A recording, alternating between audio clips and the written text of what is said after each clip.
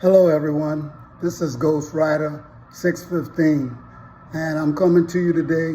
I want to talk about Social Security and also about some comments Ben Shapiro made about retirement. He says it's a stupid idea and that anybody who retires at 65 and expects to get paid 20 years past that retirement age is crazy. But I will let you hear this for yourself, because it's nothing like hearing someone talk about their own issues with Social Security and retirement, especially when, you are privileged and a lawyer, a political commentator, and you're a representation of the people that's supposed to serve us, but they serve themselves as congressmen and members of the House. And part of that is our problem, because they're supposed to be representing us and we're supposed to hold their hand to the fire. But listen to this and we'll talk further. The Daily Wire's Ben Shapiro has some thoughts on when Americans should and should not retire. And that's gotten a lot of attention. Let's watch and try to figure out why. Let's be real about this. It's insane that we haven't raised the retirement age in the United States. No one in the United States should be retiring at 65 years old. Frankly, I think retirement itself is a stupid idea unless you have some sort of health problem. Everybody that I know who is elderly, who has retired, is dead within 5 years.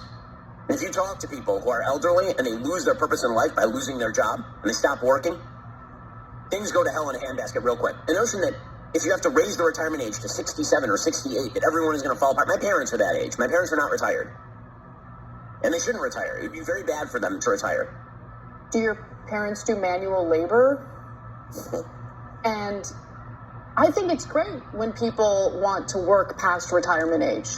Most of them do cushy jobs like the one we're doing, Jake. Yeah. Right? And that's... Okay.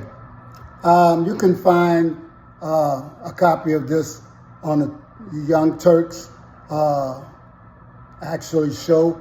I pulled it up on the web, but you can also find Ben Shapiro's comments on the web also. And I just wanted to let you know that we have to be conscious about people representing us, and we're trusting them to do the right thing for us.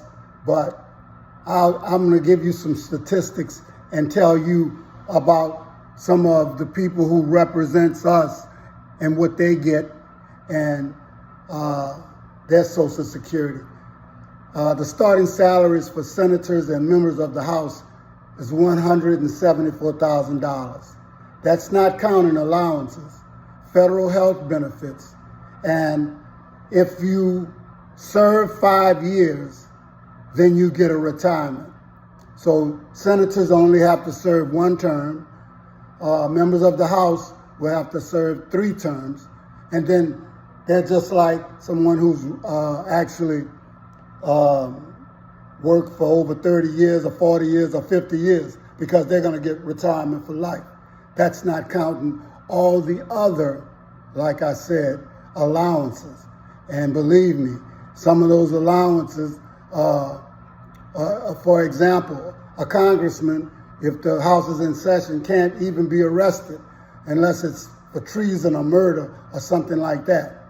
But all members of the House, Congress, Vice President, President, federal judges, and most political appointees were covered under Social Security in January 1984. They pay into the system just like everybody else. No, that's not like everybody else, because most of us pay into the system for 30, 40, 50, 60 years. And here you have some people that's supposed to represent us that pay into a system for 5 years and then they get paid for the rest of their life. That's crazy. Let's move on to something else. Let's see why Social Security was actually formed in the first place. The original purpose, signed into law by President Roosevelt on August the 14th, 1935, actually, it was in addition to some other things he was doing. but it had several provisions for general welfare. And this new act, Social Security Act, created a social insurance program designed to pay retired workers aged 65 or older a continuing income after retirement. And the original act benefits were to be paid only to the primary worker when he or she retired at 65. Benefits were to be based on payroll tax contributions that the worker made during his or her working life. Now let me go on to say this. The government has borrowed from Social Security $1.7 trillion. The government has borrowed the total value of the trust fund to pay for other government spending. These are the people that represent us. These are the people we elected to represent us. I've once said this before. This guy, Ben Shapiro, is a lawyer, political commentator. What we do is we hire the same type of people to represent us in Congress. Nearly all of them are millionaires. And how do you get from $174,000 to $1 million? I mean, in 6 years or either 2 or 3 years? You want to know why a lot of times we don't hear from our congressmen and representatives no more? Because they've been paid off. Okay? So now, all the people that we used to look at and used to cheer that they were saying things that were on our mind, now we don't hear from them anymore. And so we have to look at ourselves. And during election time, we have to hold people's hand to the fire, like I said once before, but we have to actually get things in writing from now on. I mean, people's words don't mean anything. It's the deeds that count. And from what I see right now, what their deeds tell me is that not 10 years or 20 years, but it seems like for over a couple of decades, we have had no kind of representation.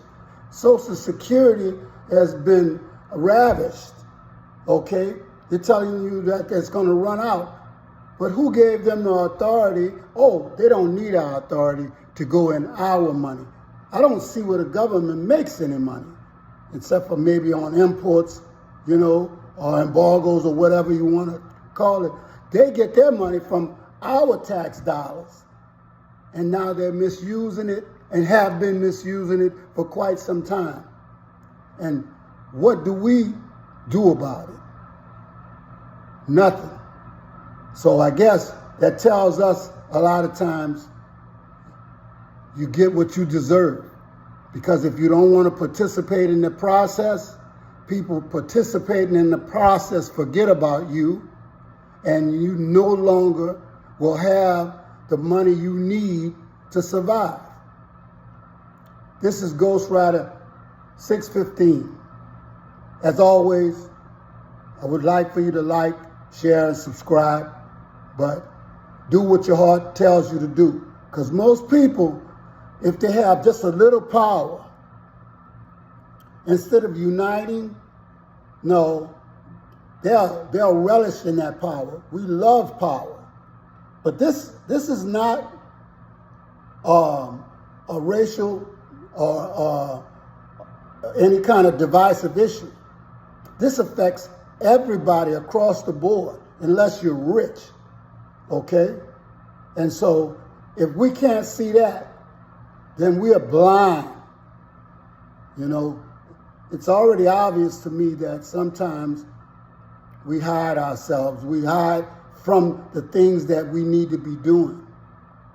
But this could take your very livelihood away from you. This kind of talk. And if we don't do something about it, you won't have Social Security soon. Ghost Rider 615 out.